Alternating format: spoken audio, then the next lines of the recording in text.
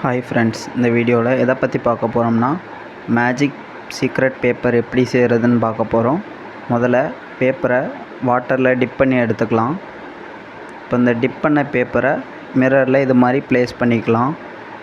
இப்போ அதே சைஸில் மேலே ஈரமில்லாத பேப்பர் ஒன்று வச்சுக்கலாம். இப்போ அது மேலே ஏதாவது ஒரு சீக்ரெட் மெசேஜ் எழுதணும்.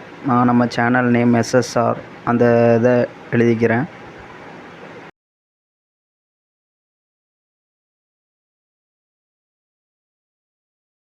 இப்போ அந்த மேலே உள்ள பேப்பரை ரிமூவ் பண்ணிவிட்டு அந்த ஈரமான பேப்பரை காய வைக்கணும்.